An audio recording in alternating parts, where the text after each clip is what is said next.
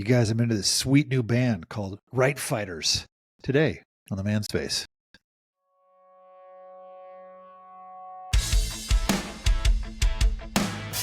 Welcome to the Manspace podcast. We're your hosts, Doctors Matt Brown and Rob Porter, and clinical therapist Mike Porter. Welcome, spacemen. Don't look that band up. I wonder if there is a band called the Right Fighters. Yeah, you got me curious. Have you guys, while you're looking up this super important piece of what our show will ultimately be today, have you guys heard Dave Grohl talk about when Christopher Walken introduced them on Saturday Night Live? Say it for our listeners. I don't do a good Walken. You should do it, man. I was going to say, the way I remember the story is that he was hosting, and so he came over to the Foo Fighters and said, how do I make sure you pronounced it right? Yeah. So how do I make sure I say it right? Is the emphasis on Foo or Fighters? And that Dave Grohl was like, I mean, it's Christopher Walken, so I want him to say it, in a Christopher Walken way. So I know how this is going to come. So it's the emphasis on Foo. So it's like it's on Fighters. He's like, it's the Foo Fighters.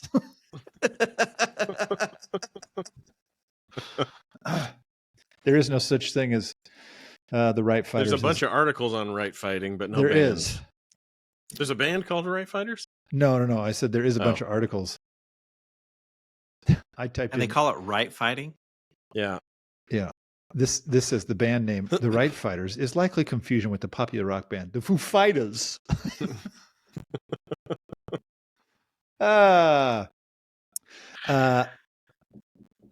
As an interesting side note, I wonder how many episodes we can mention the patron saint. I had our last thing. I had AI generate some show notes, and it said something about it. He got mentioned in the show notes. I was like, oh, mention the patron saint in the show notes. Oh, well, let's skip ahead to that part where they talk about patron saint. I will say, I'm pretty sure I had a dream. Well, I'm not pretty sure. I had a dream, and well, because now I'm trying to I was drifting through space and time, and I found the patron saint. No, but in my dream, it had to have been. It was a version of my current office, Rob, mixed with our old office. Okay. If that layout was my office, but it was it's my butt. It's not. No, wait, ask me again. Anyway, there was outside. It was your door, a whole bunch of soda, and I remember just thinking, "Where's my soda?" I was just thinking we got to have a patron saint day where we leave little things on our doorstep and hope the patron saint comes by and leaves us soda.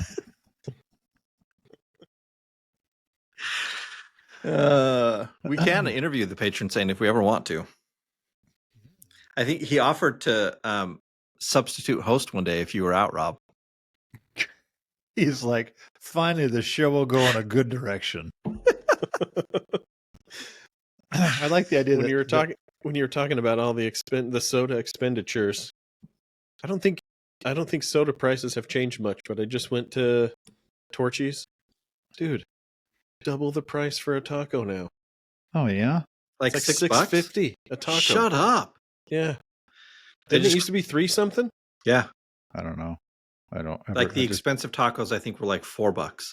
Yeah, it was like 20. It's like $24 for 3 tacos and a drink. You know what that means? Yeah. It means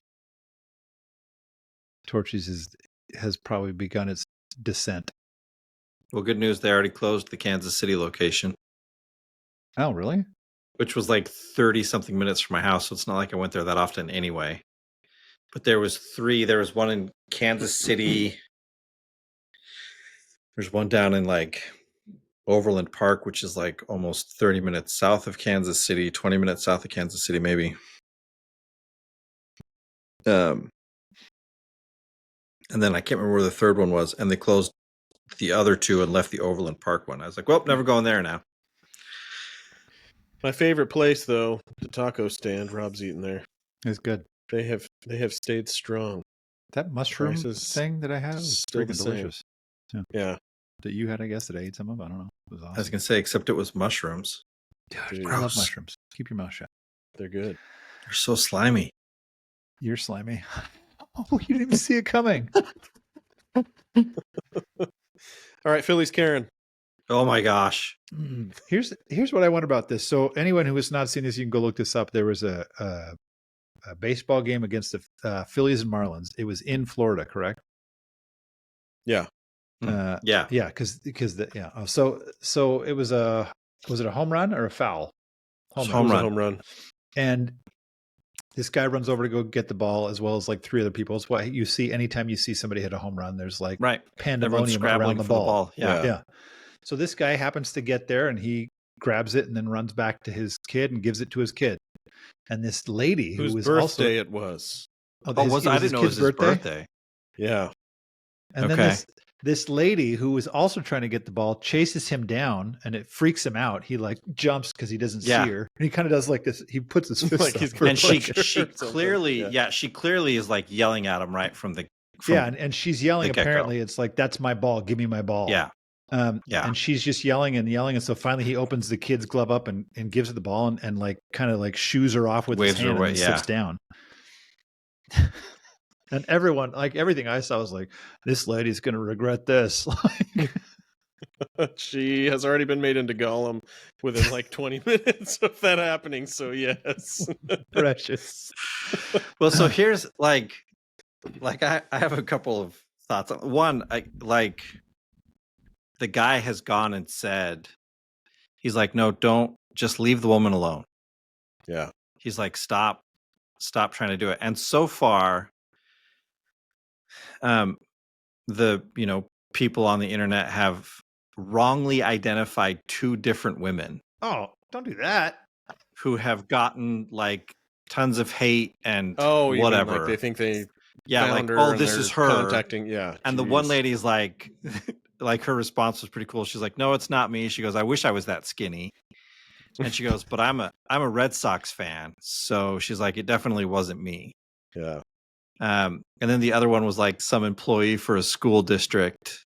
And they're like, the school district responded and said, no, that woman doesn't work for us. She's like, if it had been anyone that was employed by our district, lived within our district, or was like a student in our district, they would have caught that ball barehanded and the whole situation would have been avoided. Well, I think what bothers me most, just as I'm sure you guys saw that the Marlins, they actually came up to the kid after that and gave him like a gift bag, which included a baseball and a bunch of other things, as like a, hey, sorry, that sucks.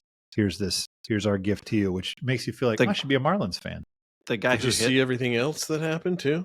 No. Well, one other thing, the guy who hit the home run. Oh yeah, I did see this. Vader, like gave him a signed bat. Yeah. You got to meet him and like. Yeah. And then the president of RV World. Oh yeah, promised them World Series tickets for the whole family and gave them an RV. Yeah, what? So that's what like this Karen lady. I don't know if it's like an RV to drive to the World Series in, or if it's like, I thought here you go, here's the RV. Like we're just giving you an RV. Yeah, they gave him one, and it feels like this Karen lady's like, oh my god, what's this stupid ball? Well, and some other company, I saw this morning. Some other company is offering her $5,000 for that ball. As long as she writes, I'm sorry on it. She has to write, I'm sorry on it, sign it, and then they're going to take it and give it back to the kid. They're like, we don't want the ball. We just want the kid to have the ball. Oh, I'd do it for sure if I'm that lady. Get $5,000. Yeah, except then she's going to get outed for who she is. Maybe. That's true. I would not want that. Like the one lady who talked about, no, I'm a Red Sox fan. Like she already had to deal with people just being like cruel and hurtful. Internet vigilante justice. Yeah, like there's three things that I don't like about this. One is internet vigilante justice. Mm-hmm. The second is it's cool that these companies are all doing this. It's also like, it's kind of gross. Like they're seizing a moment to like, I can get a bunch of free advertising. Watch this. Yeah. That's just the cynic in me. The third part. That's okay. I have a cynical thing there too. I don't know if you guys saw this, but a bunch of dudes have gone on after him and said, what's wrong with this guy? He can't stand up for himself. And look at him. He's like a woman. He freaks out. He's like, oh, take the ball. I was like, what? Mm-hmm. Come on, dude. He's just prioritizing. Like, it's not worth it, lady. Go away. I want to hang out with my kids. Like, yeah. I want to not have the night ruined by you and a screaming match. Yeah, that's what sucks about internet vigilante justice is it's like everyone's in trouble. Freaking stupid. Well, so let's just give up. Oh, like at one point he was, like I've seen images where he's been interviewed by, I would hope it's only local news stations. I'm sure it'll be. But like I saw one image of like him and his two kids like on the couch kind of talking and stuff, and I thought, yeah, they made a YouTube video, I think. Did they? Like something explaining something. Oh, I just saw the images where you could see like news microphones in the shot. So at some point, someone from a news was interviewing them. Maybe I just saw it on YouTube. The thing, like my thought was, like, yeah, dude, you're saying, hey, let's leave her alone, but also then you quit talking about it too. Like, yeah, these people are going to come and want an interview. Say, no, that's okay. We just want to move past it. It's so funny though, too, like how it's blowing up. Because it's kind of like, I mean, this happens at games. Like it's just now everything's on camera. Right. And so it's right. like, there's no way this is the first time that, like, you guys heard about the kid at the U.S. Open. Yeah, that was he was getting like a giant tennis ball sign, and the dude grabs the hat, and like shoves it in his wife's purse, and then he's like, now he's come out and said like, oh, I mean, it was like, I thought he was giving it to me for my kids. My kids have been asking for stuff later, and it's like, yeah, if you thought that, you wouldn't be shoving it in your wife's purse as fast as you could, dude. But you wouldn't have snatched at the same time. Like, it's also one of those where I see this stuff, and I purposely avoided clicking on this article for a little bit. One, because I'm just tired of that kind of garbage. But two, because I think, like if I see it as a problem, why am I feeding the problem by clicking on the dumb articles? Yeah, that's true. Because I think, I don't know, we just don't have enough grace or compassion or whatever word you want to use for people. Yeah. Drives me nuts. Yeah. So spacemen, give up. Today on the Manspace. Well, no, I was going to say, as a tie-in to like fair fighting, I did have a little bit of like a struggle when I watched it, and I watched the dad's response, and I heard what he said to his son. I didn't hear what he said to his son. Well, essentially that, like, he said, I was trying to show my son how you de-escalate a situation. Yeah. And I'm torn because I'm like, on the one hand, absolutely, like, why ruin an entire game? Like, why ruin your son's birthday about something like this that who knows how bad the kid actually wanted the ball or how bad the dad wanted to grab the ball for his son, and generally speaking, yeah, people are unreasonable, like, don't get entangled with it. But then also, as we've talked about, like, men kind of speaking up, I'm like, is that just one more message to that boy? Like, when people get mad at you, you just back down and give them what they want and walk away.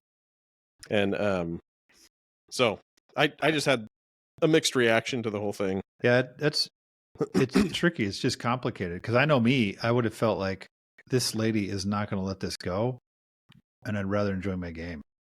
Like, so it's easy for me to be like, okay, bye.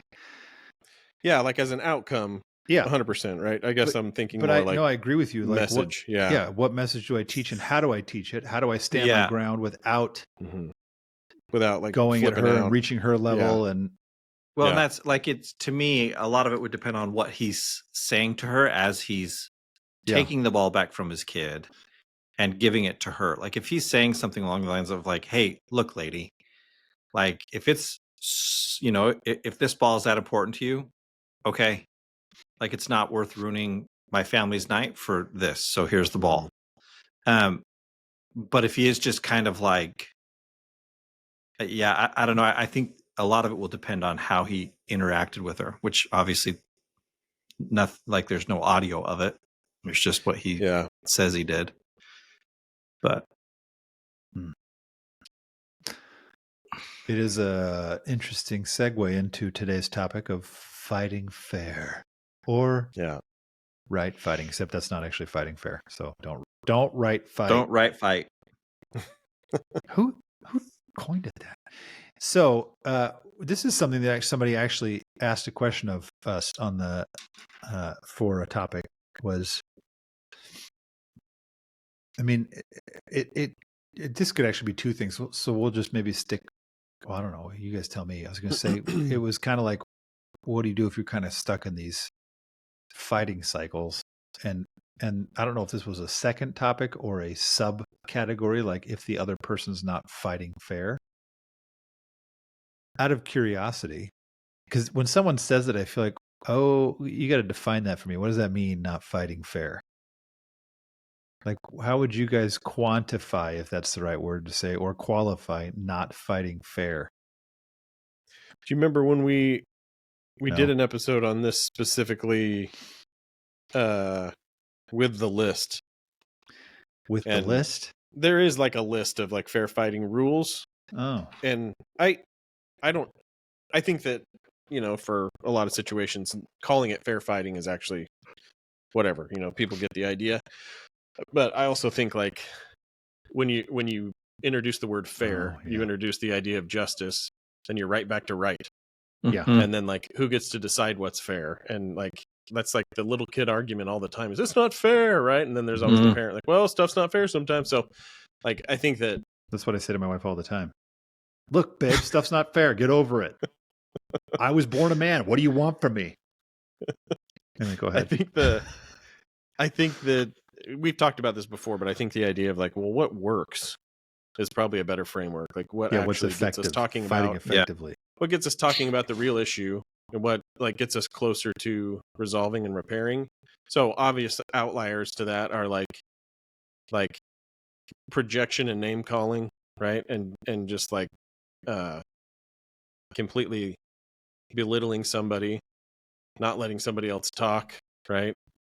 Extreme cases, blocking doorways and like persisting in a conversation. And but I think more subtle stuff is, you know, are you even in the right place to clearly communicate what your issue is? Which usually is like, I'm feeling worked up about something, right? And yes, it's because of something that happened and maybe it keeps happening, but like, how much can I describe other than just your behavior? Yeah. I think too, part of this, like if I gave a couple of examples too that I think are not fair or not effective, that happen a lot. And I think there's a difference between these two things that I think it matters to clarify is that like because I work enough with infidelity, there's something that happens. And I was just talking with somebody, would you believe it, this morning, about like, because this person cheated, no matter what happens going forward, that can always be like, well, you did this. Like, no matter, it's like as soon as the conversation starts to derail or get difficult, it's like, well, I can always end this by saying, remember how you did this to me? Which that part I'd say, hey, that's not quote unquote fair, because it's like, usually that person's already apologized for this. Probably many times. And often you're using it as a tool to get the other person to shut down or stop. There is a difference though between that and Matt, you kind of mentioned this, but when people are like, you're bringing stuff up from the past, it's like, yes, but that's not necessarily not fighting fair. A lot of times people bring stuff up from the past because they're trying to say, look, I can't exactly describe what I feel like is happening, but it's just like 6 months ago when you did this. It feels like that. Yeah, it's I'm not saying it's not the most effective thing, but they're not trying to say, I mean, sometimes they are. And actually if I say to fight fairly or effectively, you don't get to say things like always and never, you always this. It's akin to like name calling. It is basically saying you are this. This is what you do, period. But a lot of times it is someone like a partner, often the female, gets accused of this, of bringing stuff from the past, is trying to say, this feels just like that other time. I don't know how to describe to you what we're doing, but it's happening right now. And that's where I do think it is effective fighting to pause and say, what is happening right now? Like, what is going on between us? And this is like, Matt, you mentioned this too. It's like the most you can say sometimes to be a quote unquote fair or effective is, look, I know I feel totally overwhelmed, or I feel like this feels like rejection to me, without telling somebody you're rejecting me. I think they're always like part of effective fighting or fair fighting is there is an element of humility or I don't know mixed with curiosity of like, okay, what could this be? But I think sometimes those two things, curiosity and humility, those don't always show up. But the other things I think sometimes are misunderstood. There is a difference between accusing somebody or using a trump card and saying, I don't know what this is, but I think it's like this, because it doesn't usually come out like that. Yeah. Yeah, what you were saying just reminded I've told you guys this before, and maybe you did it too, Rob, I don't remember. But there was a class, like an undergrad class at BYU taught by Jeff Larson, where he would do those couple communication mats. Okay. So stand on the mat. Yeah, I didn't do it. So the training video, like they're trying to do this, like, let me actually talk. Okay, here's the issue. Here's what I'm thinking about it, feeling about it. And like the trainers in their video, she's like, yeah, and when this happens, I start to feel like this. He's like, yeah, let me get on there. Basically, like, pushes her off the speaker mat and hops in there. Like, dude, this is supposed to be effective. Move. I'm talking now. That's like a talking stick. Give me the talking stick. It's my stick now. Give me the conch. Yeah. Yeah. I think, but that question, it's like, it's kind of interesting because I can say, here is what fair and effective fighting is. And I do think in its simplest form, effective fighting is being able to say, look, I know this. I can't say where it's coming from fully. I know that when you said this, it really made me like my anger went through the roof, or I started freaking out like you always think I'm failing or whatever, even though I just said always. But go ahead before I get to what the question was that they posed. I was going to say, because to me in that, like, I'm actually okay with that use of always. I know, because that one's describing like how he feels. Yeah, it feels like you only ever see me this way. It feels like this to me. He's not saying you do. He's saying that's what it feels like to me. Right. There is a difference. That's a good point. Yeah. So the question though was like, what do you do when the other person isn't fighting fair? And I feel like I want to clarify and do a bunch of things, but I'll let it sit there and let's see how you guys answer that and see what you do, what you want to clarify with that statement. Go ahead. I was just going to say, like, for me,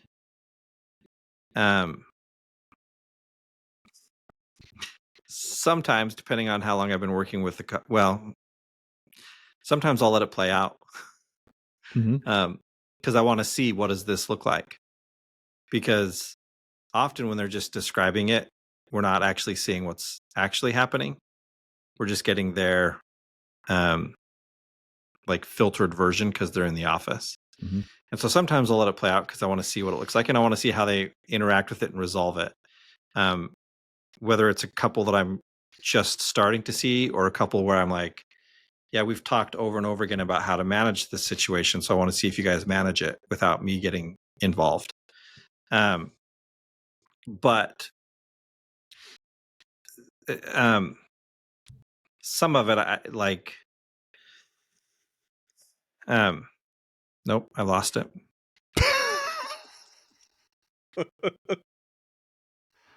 All right. Today on the Manspace. Go ahead, Matt. Yep. So was your question, what do we do in the therapy room when that's happening? Or what should a partner do? What would you say to a listener who's saying like, hey, what do I do? My wife isn't fighting fair. I don't know what I'm supposed to do. Okay. So if I give like a justified answer to that, I think I would say whatever you want to do, like, I'm not going to judge you for walking away or like fighting back or whatever.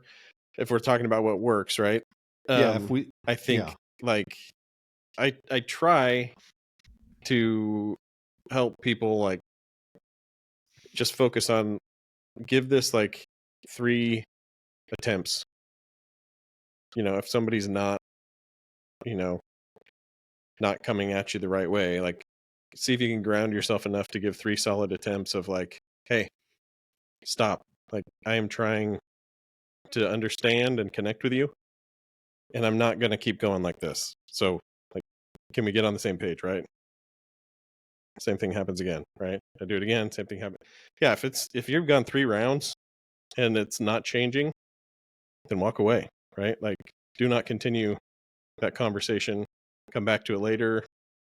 Whatever, right? You will probably get yelled at for walking away, but internally, remind yourself, I gave this 3 solid attempts, and I don't have to walk away judging them. I don't have to walk away like angry. I probably will, but like, it's okay, right? They're not in a place that they're going to be able to talk about this. And if that happens like over years, right? And you can honestly say, every time I do this and I try my hardest, and I'm looking at myself and I don't think I do that to them, right? And they keep doing this, then maybe we're talking about a different issue, right? But if it's like kind of a situational thing, I think that you can ground yourself in a lot of situations, not all, but in a lot of situations, if you're just saying like, stop, I am really trying to connect with you and like work on this. And like, you're calling me names, you're whatever, like whatever it is you have to say, but just 3 rounds. And then I have a thought on that, but go ahead, Mike.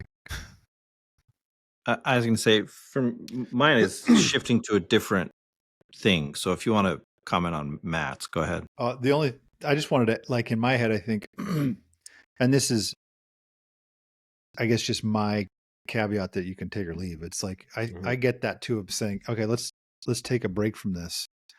I think there's a way to do it without just walking away and say, hey, I'm going to take a break. But I actually think you must come back to it. You can't say come back to it later, like, maybe I'll come back to this later. It's like you have to.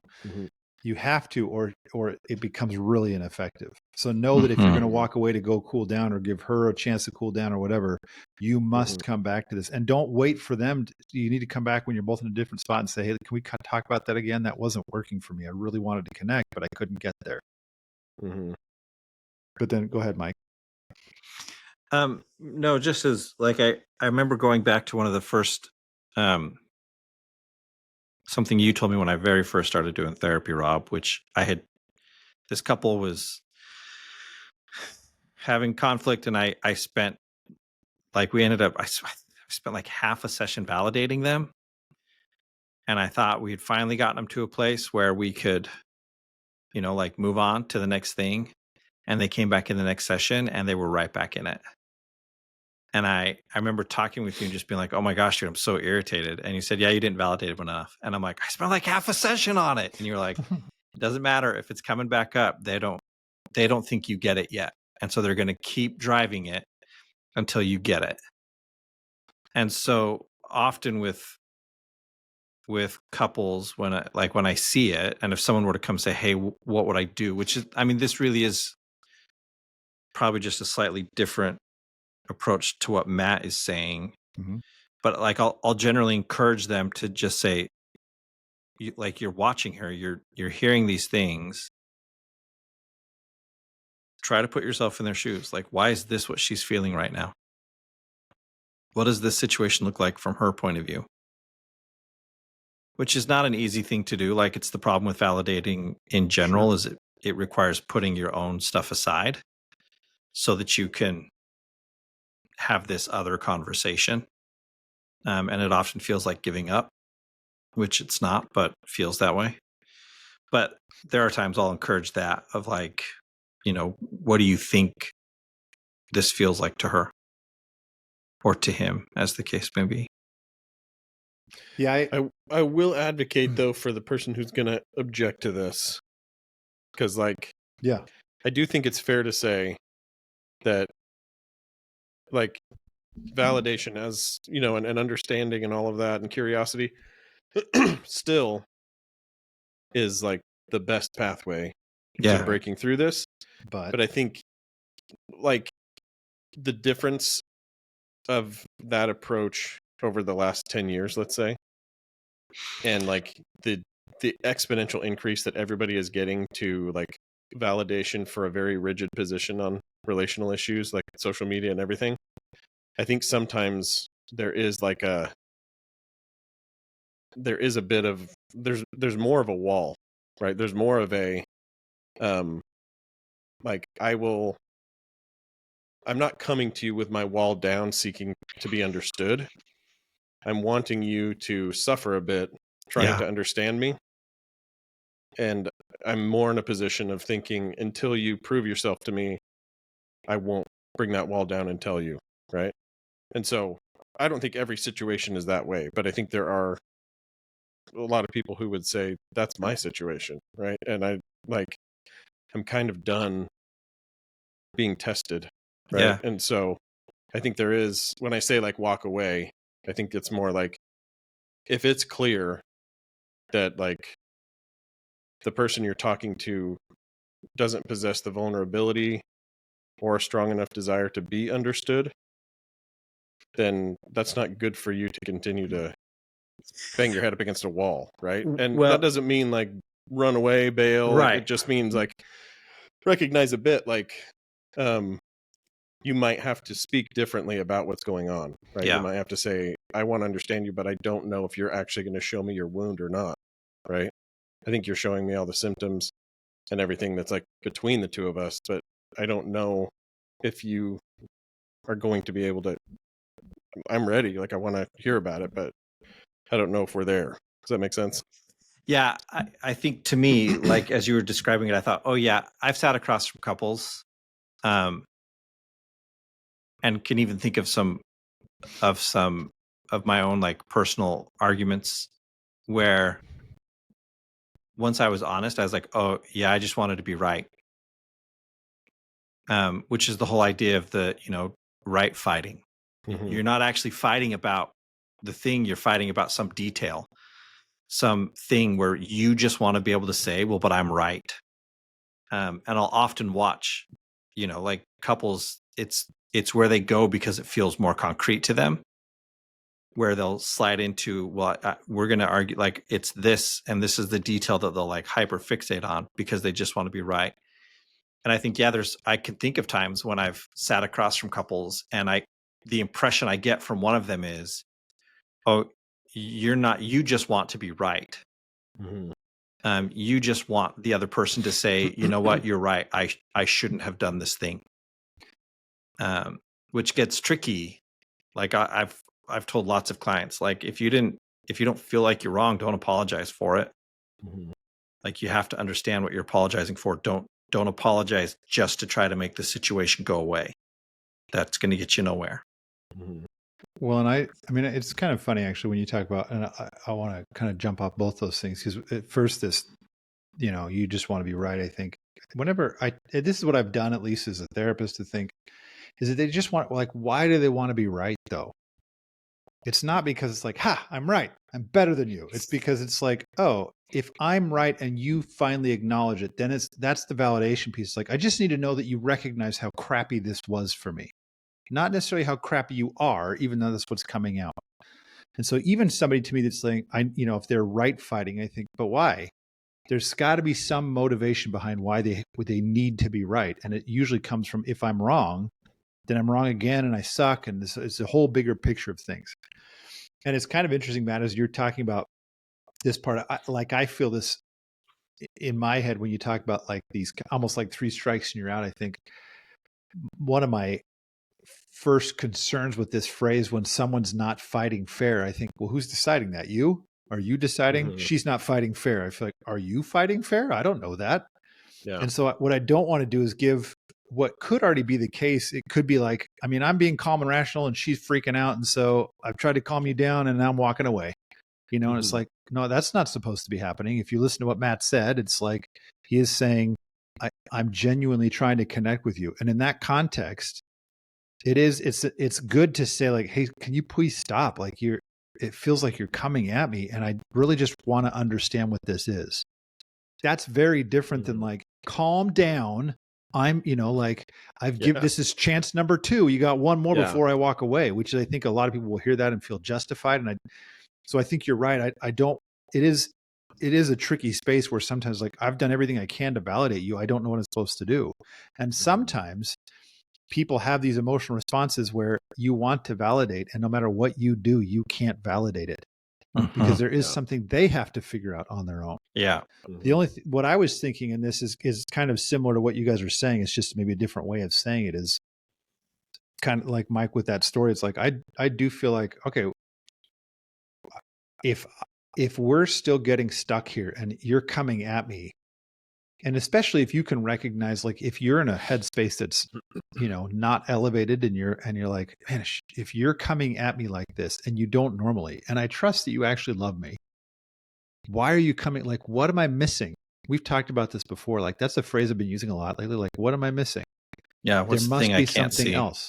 I think that helps motivate you into that space of saying, I'm trying to connect with where you are. There's something else besides you being this angry.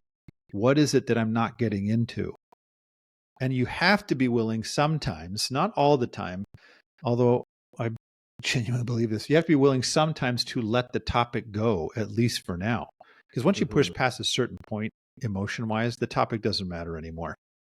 Yeah. You're fighting about everything at this point. And I also have told a lot of clients lately, like, it's really not that urgent. Like most things in our life, it's like, you don't have to figure this out right now. You need to focus on, why can't we even communicate about this? Like, so if we're missing each other this much, how do I slow down myself to say, hey, wait, what's going on? Like, I understand, yeah, I did this, or even if you leave that part off, but to say, you're really like, what's going on for you besides this? And you sometimes, I think, have to imagine in your head, that's what empathy is, like, oh, maybe they're really freaked out.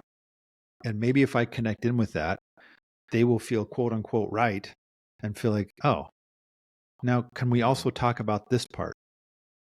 Like, then you can re-engage and say, okay, can we keep going?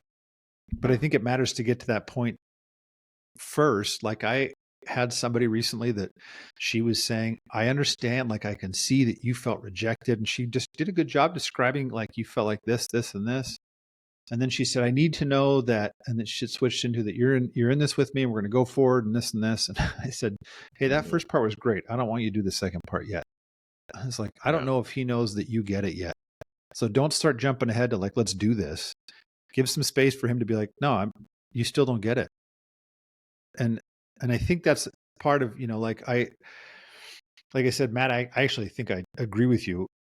My worry was that for listeners, it would be like, see, even Matt said I can walk away. Yeah. No, and I think you're absolutely right that there are a lot of situations where somebody is literally just waiting for that question from their partner, and they're like right there, and they've been trying to communicate it. Yeah. And that's the ideal. Yeah. I think, yeah, right? Yeah, like somebody's like ready to do it. And then there are situations where, maybe neither partner is there. Right.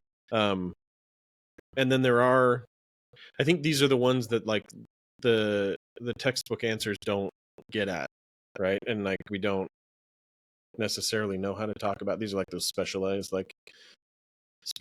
trainings, where it's like they try and sell you on, this is how you work with this issue. But that is one thing I really liked about emotionally focused couples therapy. I remember watching a Brent Bradley video where he's working with the person who's raising the issue.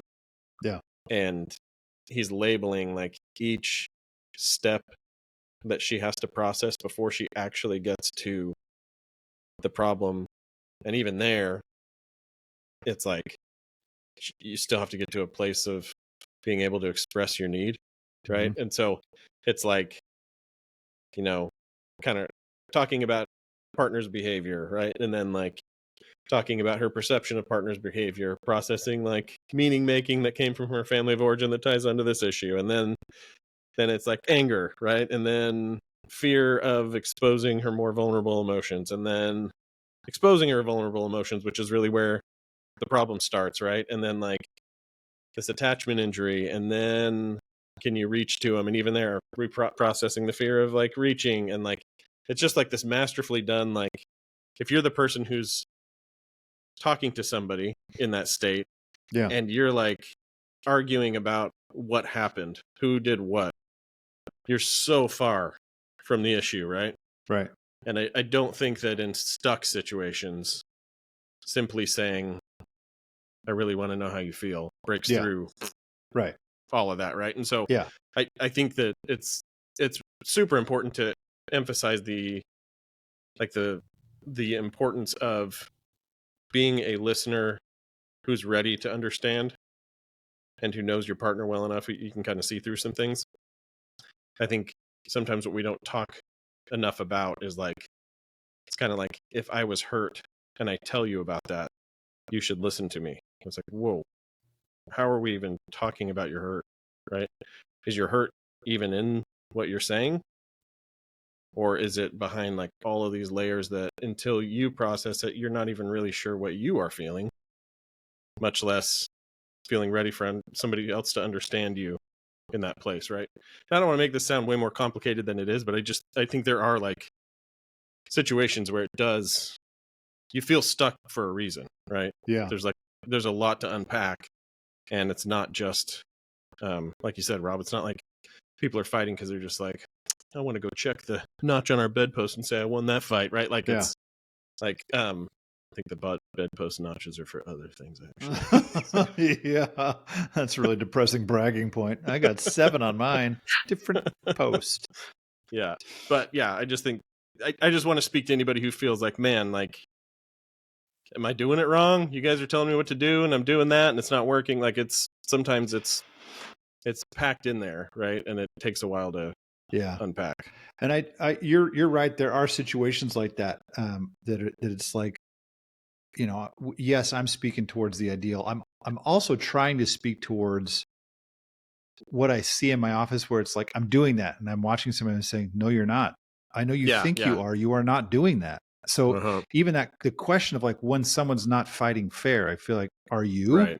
I don't know if you are. You can't. Who gets to declare that? And so it's kind of even to that basic level of like, are you checking yourself first? Mm-hmm. Yeah. And if you're, and you know, there's no judge there who can say you are now sufficiently, you know, self-aware. You may now proceed to focus. So it is hard.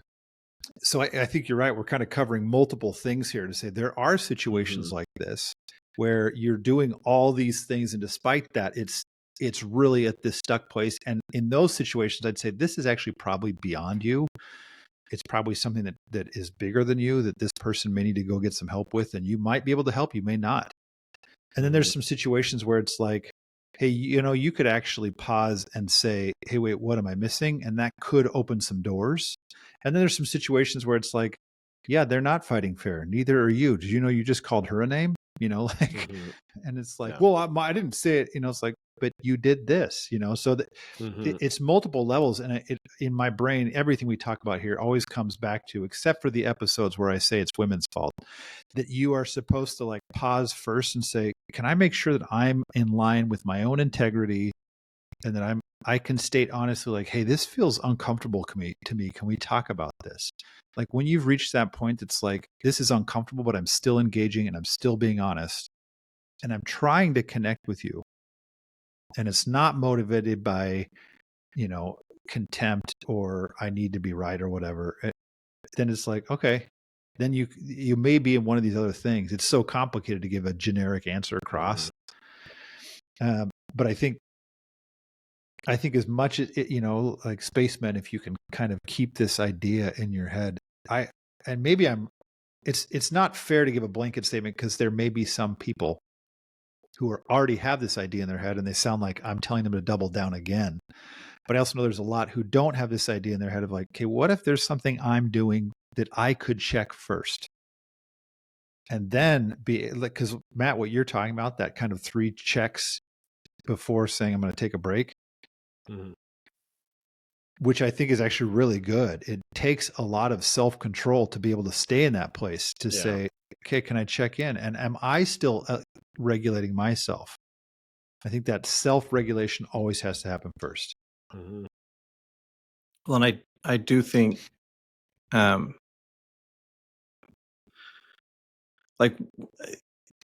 a lot of it, like I keep coming back to what the three is. Like I can't call timeout for someone else. So if the person I'm sitting, you need a timeout. Someone needs a timeout. Right. So if the person I'm sitting across from, like I'm watching her get agitated and more, and I think, yeah, but if I can sit there and still manage my own emotions, then I don't know, maybe I don't need a timeout. Maybe that's where I'm able to pause and say, what's the thing I'm missing? Because she is still going on this thing. But once it gets into that place where I feel like, yeah, I'm unable to communicate. Or like I'm going to lose it, or or I'm going to lose it or something. Then I think, yeah, then you say, hey, look, if this is the way we're going to keep talking, I can't. Like I can feel myself getting to a place I'm not going to stay productive. So if we can't stop, then we got to go. One of the other things that I'll often encourage people to do is to, like I'll ask them to define what they mean by being understood.